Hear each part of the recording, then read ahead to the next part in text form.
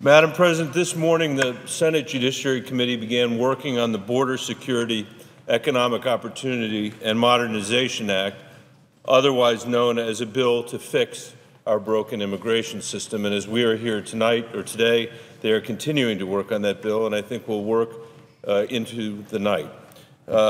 Working with this group of eight, I call it a group of eight, not a gang, because Senator McCain doesn't like the term gang of eight. In deference to him, I call it the group of eight.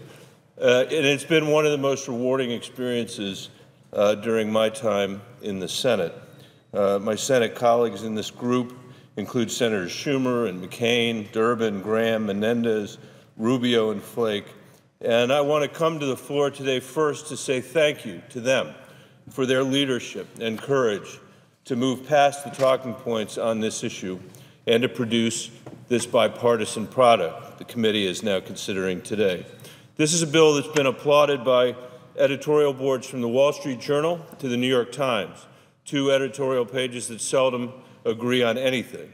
In Colorado, editorial boards from across the state, including the Denver Post, the Colorado Springs Gazette, the Durango Herald, have all praised this bill. And it has the support of a wide-ranging and extremely diverse coalition from the left and the right, from business and from labor, from rural and urban, all across the United States. And all of this is to say that the pieces are in place today to actually get something done in this town, in Washington, D.C., and in this Congress. That's not a small feat for a place where stalemate has become standard operating procedure. We have, Madam President, I would say, a golden opportunity to rise above politics as usual, to do something big and something real, something that lasts and endures. We have the chance to pass common sense, bipartisan legislation that will strengthen our economy and our families, better protect our borders and our communities, and offer a tough but fair path to citizenship for those currently here without any legal status at all. In this way, we have the chance to act together to do something great for our nation and for its future. It's a cliche uttered many times in this chamber, including by me, that America is a nation of immigrants. And of course, that's true. But we're so used to saying and hearing that phrase that we rarely take the time to ask or to think, what does that even really mean?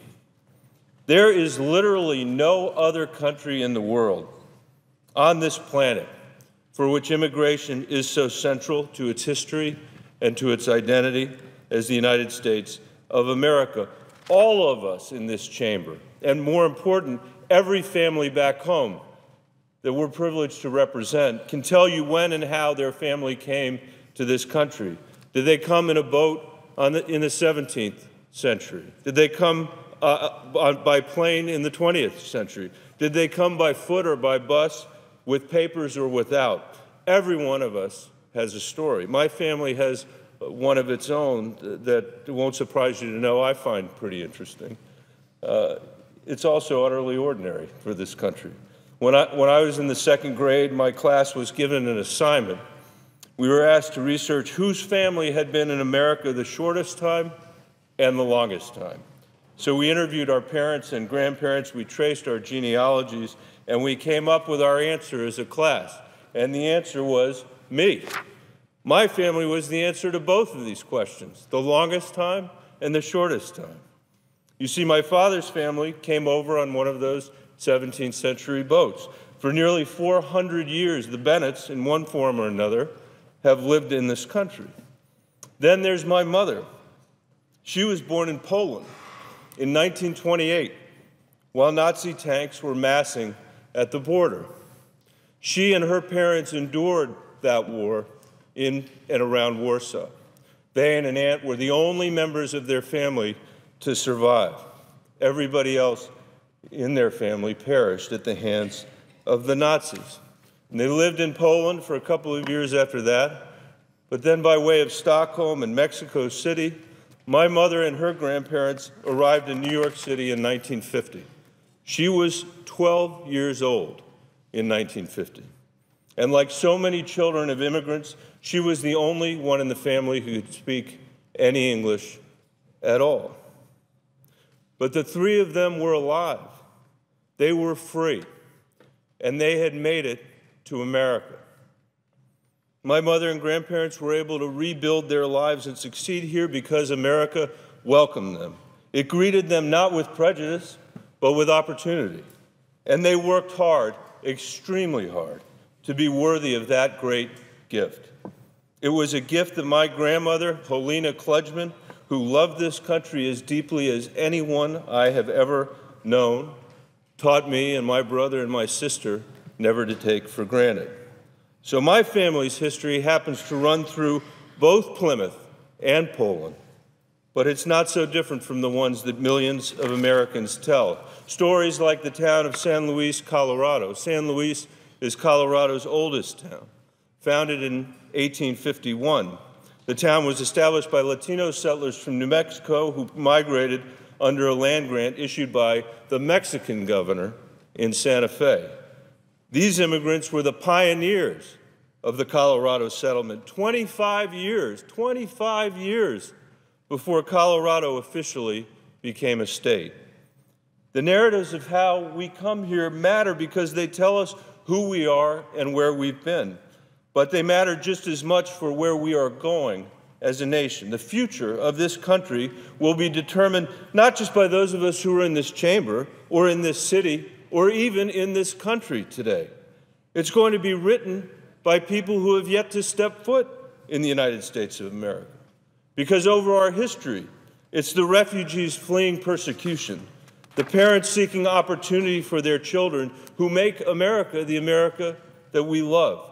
They're the ones who keep us fresh and free thinking and free. They are all of us. They are every single one of us, a nation of immigrants. Unfortunately, today's immigration policies do not reflect the history or the values that shaped it. Neither do they reflect our 21st century economic needs. Instead, our system is a hodgepodge of outdated, impractical, and convoluted laws. It is a mess of unintended consequences that hurt our businesses and families and keep America at a competitive disadvantage in an ever-shrinking world. There's an old visa slogan, capital V visa slogan, that says something like, "Life takes visa?" Well, in the United States, work takes a visa, and our visa system is working against us today. It's stifling growth and making us less competitive. Travel around my home state of Colorado, as I do, and you'll see what this looks like. You'll meet vegetable growers in Brighton and peach farmers like Bruce Talbot from Palisade who fear they won't have enough labor to harvest their crops season after season. They're part of Colorado's $40 billion agriculture industry, the lifeblood of our state, and so vital to our nation. Yet they have no confidence, and for good reason, that a legal, reliable, and competent workforce will be available for their farms and ranches. 57 million tourists visited Colorado in 2011, Madam President. I don't know whether you were among them, but we'd love to have you back. And if you talk to our ski resort operators and restaurant owners, you will hear loud and clear that we need a program for low-skilled workers to come into this country and fill jobs that Americans don't want. In cities like Denver and Boulder, you'll find high-skilled immigrants with graduate degrees in science and engineering, the kind who are 3 times more likely to file patents and 30% more likely to create new businesses.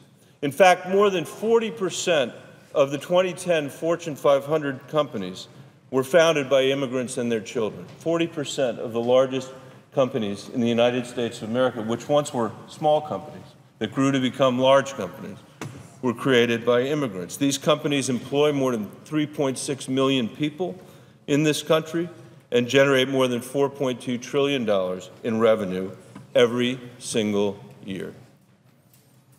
You're also going to see thousands of foreign students with these highly technical advanced degrees that are being turned away. You'll hear them tell you that they have no choice but to go home, to go back to India, go back to China, and use whatever they've learned at American universities to compete down the line with American workers. Students like Wolfgang Pauli, a German psychology and neuroscience PhD student who had attended the University of Colorado, Boulder. Wolfgang was studying under a temporary visa sponsored by his advisor through the University of Colorado, but because of the inflexible nature of our visa system, his advisor wasn't able to keep him for an advanced research project despite his unique skills and experience. The position went unfilled. It's a loss for the project, for innovation, and for Wolfgang. I've been to India. I've been to Hyderabad. I've seen people sitting in front of computer screens in a room with a clock on the wall, Madam President, that said underneath it, East Hartford, Connecticut. I said to the guy that ran the show there, why does that clock say East Hartford, Connecticut on it? And he said, well, because they're redesigning the engines for Pratt & Whitney in East Hartford. 2 shifts a day, by the way, 24 hours a day. They are up when people in East Haven, Connecticut are up. I asked him, well, where were the people that are sitting at those computers educated? He said half were educated in my country, in India, and half were educated in your country. And what you know is if they were given the opportunity to stay here, to contribute, to build their business, to apply their intellect here, many of them would. But today we're sending them away. This is crazy. And it doesn't end there. Go into our schools all across America like I did when I was superintendent of the Denver Public Schools, and you will see kids, you will meet kids, great kids, hard-working students. You see them enter their junior and senior years, their peers making college visits and considering careers, and you'll see what it looks like when those students fully realize, in the starkest and most heartbreaking terms imaginable, what it means to live in a country without legal status, what it means to live in a place you got to, through no fault of your own, without legal status.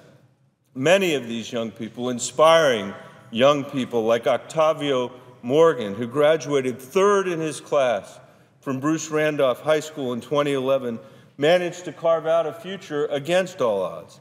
But I don't know how we as a nation can continue to look them in the eye and preach opportunity and social mobility without dealing with their legal status. You'll hear about dangerous border crossings. You'll hear about separated families and disrupted dreams. And yes, if we're being honest, you'll also hear about jobs that went to new neighbors and gang violence and overcrowded schools. You will see as you study this and hear and feel a system that hardly qualifies as one. But that's the system we're living in unless we do something about it. For years, even though Congress has done nothing, immigration has become a poster child for the kind of dysfunctional politics that the American people have rejected. But we keep on practicing it. We keep on practicing this dysfunctional set of politics. And that's the way it's been in Congress. I hope that it's now changing. But thankfully for a lot of us that are here, that's not what we see back home, not even close. A few years ago, a small group of us in Colorado began working on a set of principles to begin a more pragmatic and productive immigration discussion. Utah launched a similar effort in 2010, so I'd like to recognize the leadership of our friends to the west for paving the way. And I was very pleased to take part in my state's effort along with former Senator Hank Brown, no stranger to some of the people in this chamber. Senator Brown, a Republican, is one of Colorado's greatest statesmen with a long record of working across the aisle to get things done. And over the course of 18 months, we traveled over 6,300 miles in Colorado, which, by the way, is not a hardship. A lot of people fly over oceans to get there to have their vacations, but still, 6,300 miles, and held about 230 meetings in the state. We talked to farmers and business owners, law enforcement officials and educators, faith leaders and Latino leaders, and all are struggling with different broken pieces of our immigration system. But we found far more agreement on what immigration reform should mean to them and what it ought to look like than you'd ever think was possible if you listened to the politicians here in Washington or the pundits on TV. And together we developed a common sense blueprint called the Colorado Compact. It puts its emphasis on a strong economy and strong national security. It cares for families while keeping our citizens safe. I'm glad we developed these principles, and I'm glad it was done in such a bipartisan way in rural parts of the state as well as urban and suburban parts of the state, and that we had such a broad coalition of people, including my former opponent for this very seat, that we assembled in support of it. Mr. President, one of the things we all agreed on was that as promising as efforts like this are, the effort in Colorado, the effort in Utah, this issue needs more than piecemeal reforms. No state's effort can be a substitute for smart, sensible, national strategy to overhaul our immigration system. And with this new Senate proposal, that's exactly what we have. The bipartisan Senate bill we have introduced addresses each of the issues that we mentioned in the compact, and it does so in a way that's reasonable, that's compassionate, and respects the rule of law. It recognizes that we must take concrete steps to further secure our borders. We're building on steps already taken. Since 2004, the U.S. has doubled the Border Patrol. We've tripled the number of intelligence analysts working at the border. We're seizing a higher volume of contraband weapons, currency, and drugs, and net migration from Mexico is at its lowest level in decades. Our bill would make substantial further investments at the border, including new fencing and technologies, motion sensors, visual monitoring systems, inexpensive surveillance, and other innovative approaches that enable us to secure the border more cheaply, more effectively, and with a smaller footprint. However, there's still more that we can do.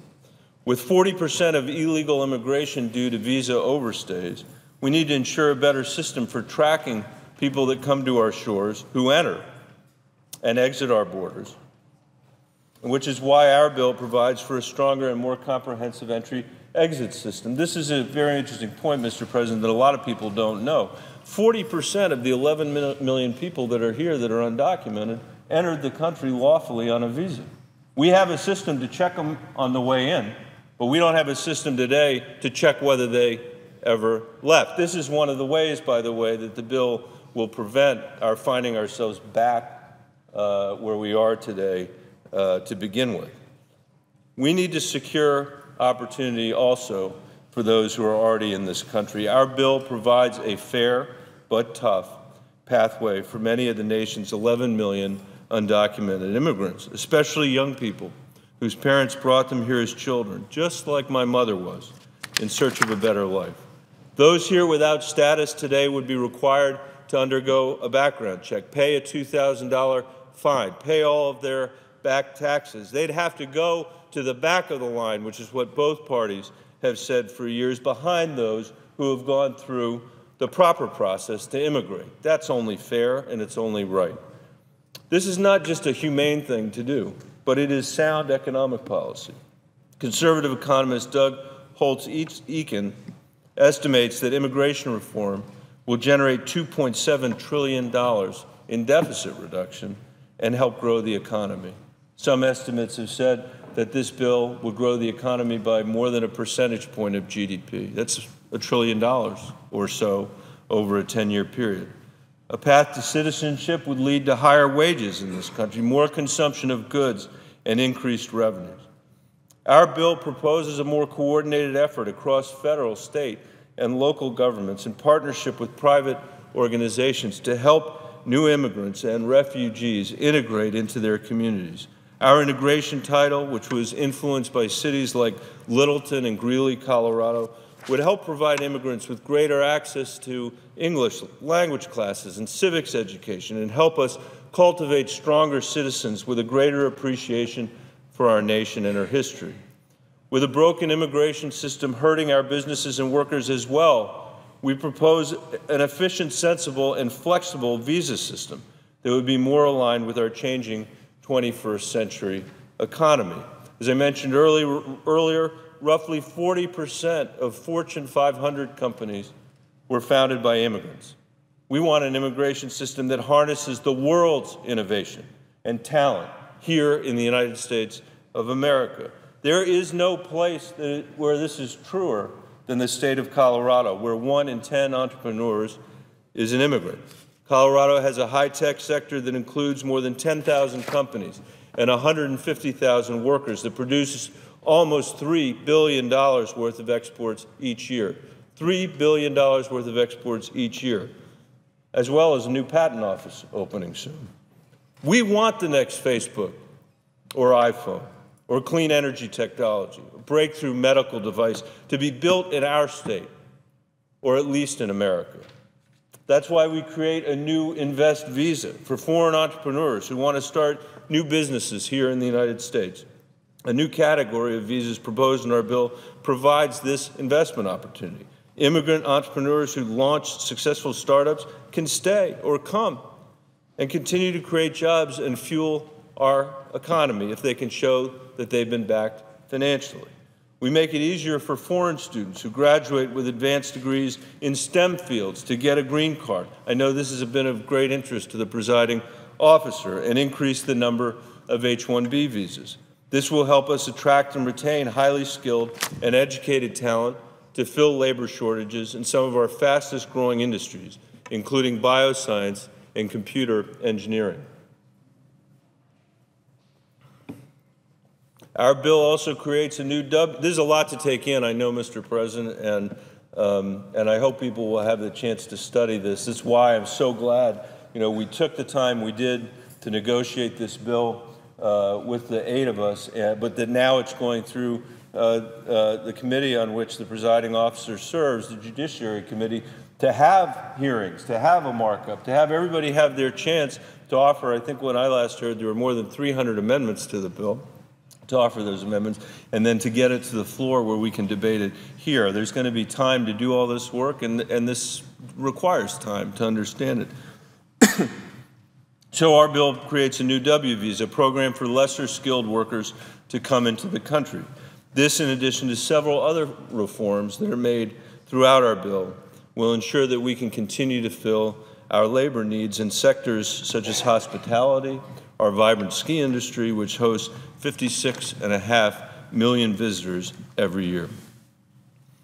And there was complete agreement among Democrats and Republicans that were meeting in this group that our visa system must protect American workers and prevent exploitation, such as requiring efforts first to recruit American workers.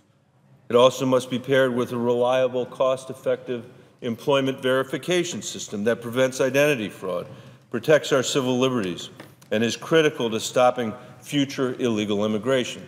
That's one of the key objectives of this legislation.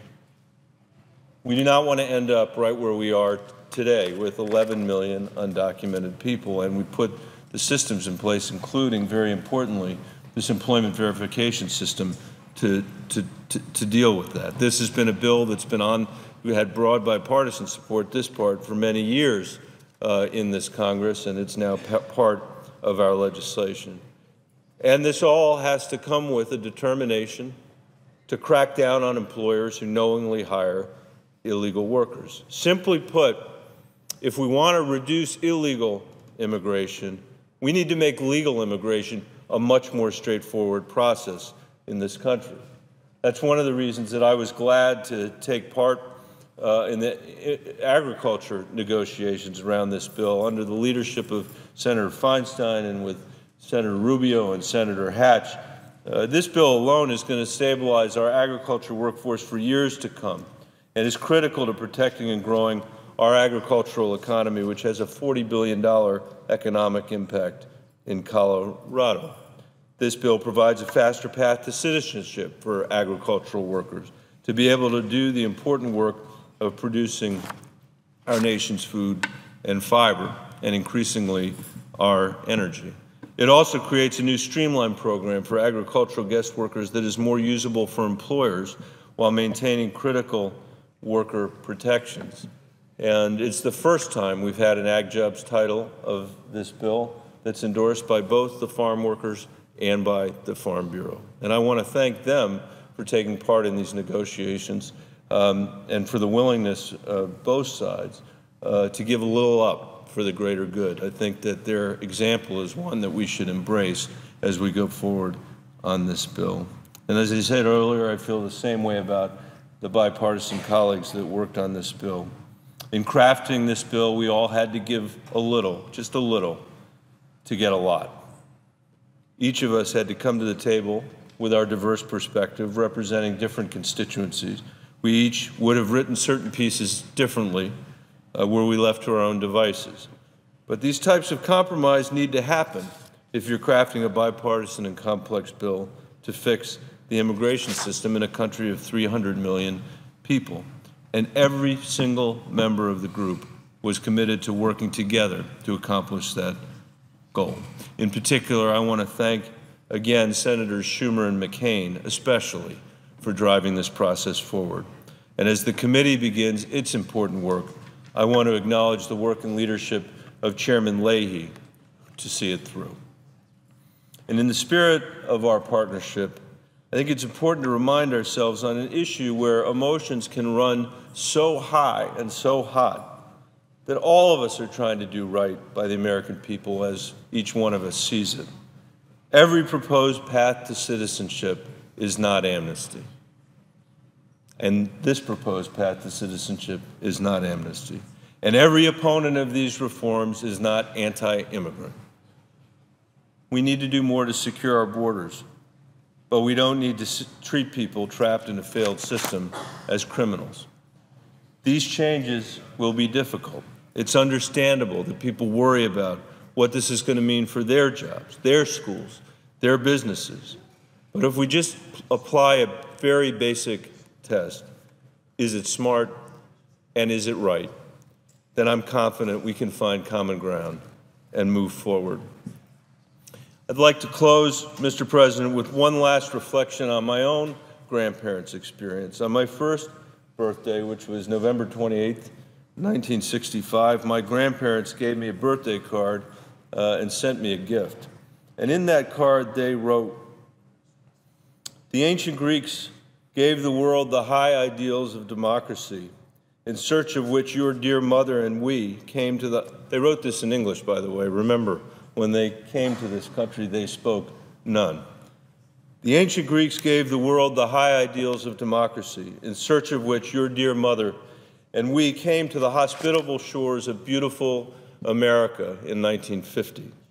We have been happy here ever since, beyond our greatest dreams and expectations, with democracy, freedom, and love, and humanity's greatest treasures." They continued, "We hope that when you grow up, you'll have a chance to develop in other parts of the world a greater understanding of these American values. Democracy and freedom and love, in my grandparents' view, humanity's greatest treasures, and they called them American values." This is a lesson that my wife Susan and I are now trying to teach our 3 little girls, because opportunity is indeed a precious gift that this country has given each generation, asking only that they, in turn, not squander that inheritance, but increase it and pass it along to the next. That, Mr. President, is our responsibility as we consider this piece of legislation, and really, for that matter, any other. If history is any guide, someone waiting in line for a visa at this moment, or someone waiting to enter what my grandparents called beautiful America, will go on to become a brilliant artist, or a talented surgeon, or a path-breaking business person. Someone whose father picked grapes will grow up to found the next Apple. Someone operating a ski lift in Vail is going to be the parent or grandparent of a United States president, or God help us, of a United States senator. And that person will stand in our shoes a generation from now, and they will know whether we had the courage to do what was smart and what was right and what was hard. Now is not the time to pat each other on the back. We have a long way to go, as the presiding officer knows. But what we do have is some momentum. I think a lot of momentum, and a balanced, reasonable piece of legislation. There are going to be some difficult discussions and challenges, ahead. There's no doubt about that. But what I know is that if we use the efforts and insights of the Colorado Compact as a guide, we will arrive at the shared, sensible middle ground. And we will pass legislation that's worthy of the great hope of my grandparents and of future generations in this country. And with that, Mr. President, I thank you for your patience, and I yield the floor.